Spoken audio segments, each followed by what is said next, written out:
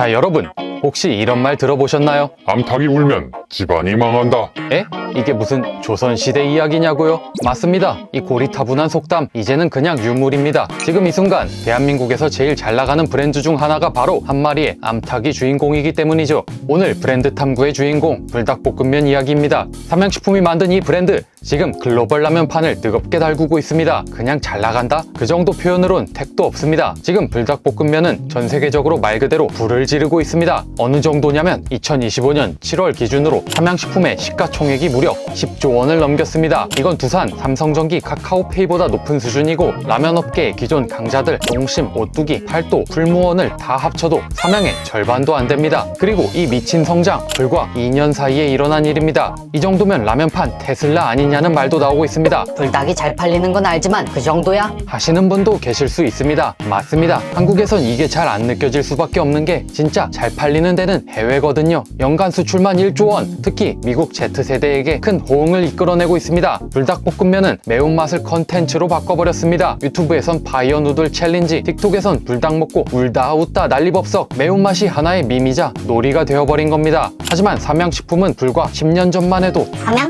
거기 좀 한물간 라면 만들던데 아냐? 소리 듣던 기업이었죠. 그 삼양이 지금은 라면계의 K 일론 머스크급 존재가 된 겁니다. 그래서 오늘 디그A에서는 불닭볶음면이라는 브랜드를 브랜딩 관점에서 해부해보려 합니다. 단순히 잘 팔리더라 수준에서 끝나는 이야기가 아니라 어떻게 이 브랜드가 하나의 세계관으로 확장됐는지 지금부터 찬찬히 풀어보겠습니다. 자, 본격적으로 불닭볶음면을 해부하기 전에 잠깐 불닭을 낳은 그 집안부터 살펴보고 들어가야겠죠. 삼양식품, 지금은 불닭볶음면 덕분에 하늘을 날고 있지만 사실 이 기업 라면계의 종가였던 시절이 있었습니다. 1963년 대한민국 최초의 라면을 만든 기업, 한마디로 라면의 원조였죠. 하지만 원조가 영원한 일일 수는 없었습니다. 1990년대 우지파동이라는 대형 악재를 겪으면서 삼양의 시장 점유율이 곤두박질 쳤고 2000년대에는 농심, 오뚜기, 팔도 같은 경쟁자들한테 마케팅, 유통에서 점점 밀리고 있었죠. 젊은 소비자들 사이에선 삼양라면? 우리 엄마가 먹던 거 아냐? 정도의 이미지였었죠. 엎친 데 덮친 격으로 2010년대엔 경영권 분쟁까지 회사가 진짜 사면초가였던 시기, 그때만 해도 삼양 다시 뜬다라는 말을 믿는 사람은 거의 없었습니다. 그리고 당연히 지금의 불닭 신화를 예상한 사람, 그걸 예측했다면 무당급 예지력이라고 해야겠죠. 그런데 그런 삼양을 멱살 잡고 끌어올린 존재가 등장했습니다. 바로 매운 비빔라면, 정확히는 2012년 4월에 출시된 그 악명 높은 매운맛의 주인공 불닭볶음면이었습니다. 출시 초기에는 이런 반응이 많았습니다. 이걸 누가 먹어? 이거 사람이 먹으라고 만든 거야? 실제로 도전용으로 한번 먹고 마는 라면이라는 말까지 돌았습니다. 하지만 그건 시작에 불과했습니다. 불닭볶음면은 한때 한물간 라면 회사였던 삼양을 다시 대한민국 식품업계의 왕자로 끌어올렸습니다. 라면 하나가 기업의 운명을 바꿔버린 것입니다. 그렇다면 어떻게 이 한 그릇의 볶음면이 거대한 시장의 게임 체인저가 될 수 있었을까요? 그리고 이 야망 가득한 암탉이 우리에게 던지는 브랜딩적 메시지는 무엇일까요? 지금부터 진정성, 고유함, 시의성, 꾸준함, 이 네 가지의 브랜딩 축을 중심으로 불닭볶음면이라는 브랜드를 본격 해부해보겠습니다.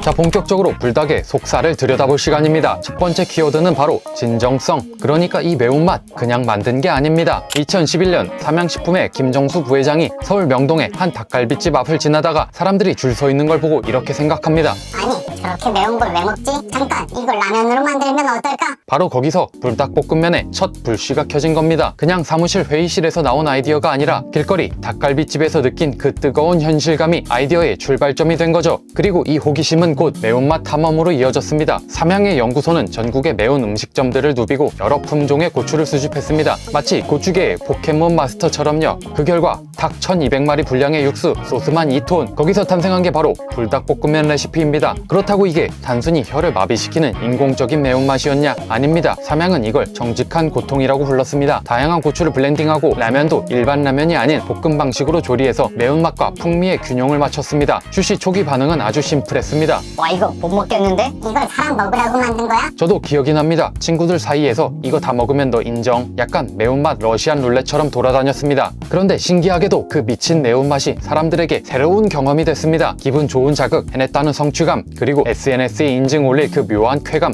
그렇게 불닭볶음면은 그냥 매운 라면이 아니라 경험을 파는 브랜드로 진화한 것입니다. 자, 이번에는 고유함, 즉 불닭볶음면이 어떻게 라면을 넘어 놀이가 되었는지 이야기해보겠습니다. 불닭볶음면의 매운맛은 단순히 뜨겁다, 아프다 수준에서 끝나지 않았습니다. 불닭볶음면은 소비자에게 이렇게 말했습니다. 이 도전할래? 버틸 수 있어? 그러면서 매운맛을 경험이자 게임, 하나의 놀이로 만든 겁니다. 이게 바로 이 브랜드의 고유함의 핵심입니다. 그냥 라면이 아니라 매운맛 러시안 룰렛 같은 느낌이죠. 파이어 누들 챌린지라는 해시태그와 함께 전 세계 사람들이 얼굴이 빨개지건 물잔을 들이키건 이 놀이를 컨텐츠로 공유하기 시작했습니다. 거기다 불닭이라는 이름 자체가 제품명에 그치지 않고 캐릭터화된 콘셉트로 자리 잡았습니다. 불닭의 마스코트 호치는 까르보와 마라, 로제 등 파생된 맛에 따라 옷을 바꿔 입고 SNS와 패키지에 돌아다니며 전 세계 소비자들에게 귀엽게 각인되기 시작했습니다. 그리고 재미있는 건 불닭 스타일을 슬쩍 따라한 유사 제품들이 시장에 우후죽순 등장했다는 사실입니다. 이것은 불닭볶음면의 시각 아이덴티티가 그만큼 시각적 아이콘으로 기능하고 있다는 반증이기도 합니다. 아, 이 패키지? 아, 이 포장? 바로 불닭 느낌이네. 이제는 많은 소비자가 그렇게 인식할 수 있는 수준으로 인지도가 올라온 것이죠. 이제 불닭이라는 이름은 짜장라면이나 비빔라면처럼 하나의 라면 장르가 되어가고 있습니다. 기본 제품 하나에서 시작해 까르보, 로제, 마라, 크림 까르보까지 삼양은 이제 불닭 유니버스 자체를 팔고 있습니다.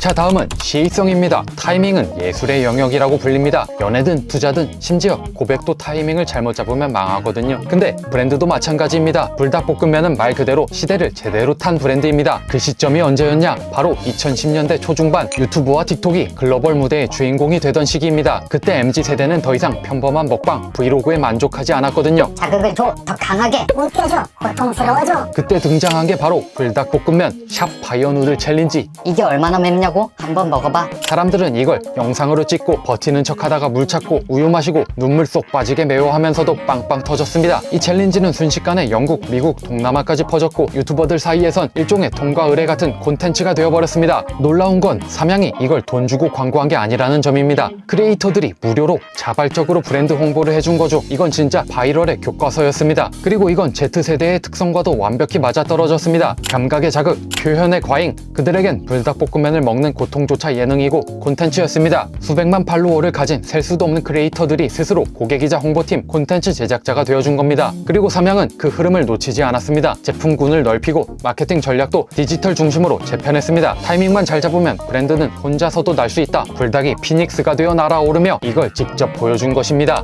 자, 마지막으로 꾸준함에 대해서 이야기해보겠습니다. 여러분, 혹시 격투기 좋아하시나요? 복싱이나 UFC 같은 경기를 보면 가끔 이런 상황이 있습니다. 럭키 펀치!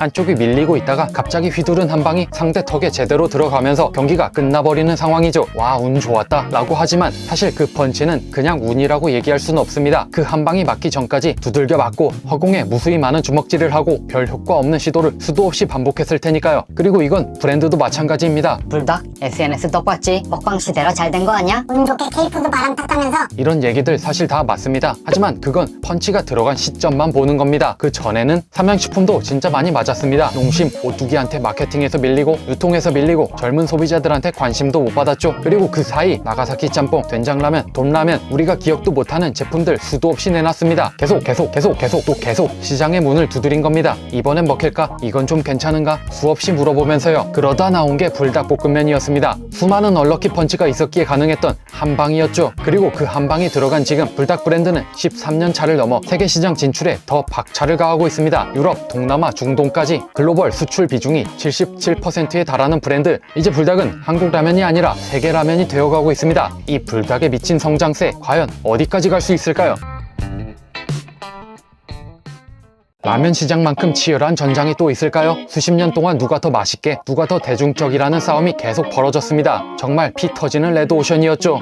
그 한복판에서 삼양식품은 한때 좀 잘 나가던 라면 회사쯤으로 취급받고 있었습니다. 그런데 삼양의 불닭볶음면은 남들과 같은 무기를 꺼내는 대신 전혀 다른 무기로 시장에 들어왔습니다. 다른 라면 브랜드들이 균형, 대중적인 맛을 외칠 때 불닭은 남들이 안 하는 걸 시도해본 것이죠. 그리고 그 별난 시도는 우연처럼 보이지만 시의성이라는 시대의 촉매제를 만나 한 방에 리듬을 탔습니다. 불닭볶음면은 맛보다 감정의 중심을 둔 브랜드라고 볼 수 있습니다. 이걸 왜 먹어? 처음엔 거부감이 들 수도 있습니다. 하지만 그 안엔 분명하게 감정이 있었습니다. 도전, 성취, 그리고 인증의 감정. 결국 시장은 아무리 꽉 차 보이더라도 아직 누구도 건들지 않은 틈새의 감정을 기다리고 있었던 것이죠. 불닭볶음면은 바로 그 자리를 짚어냈고 자극과 불편함조차 브랜드 에너지로 바꾸는 법을 보여줬습니다. 그래서 그 야망에 찬 암탉이 우리한테 던지는 메시지, 결국 가장 중요한 의의는 이게 아닐까요? 브랜드는 기술력과 마케팅으로 성공할 수 있습니다. 하지만 성공을 넘어 기억에 남는 브랜드는 언제나 감정을 남깁니다. 그게 고통이든 웃음이든 위로든 말이죠.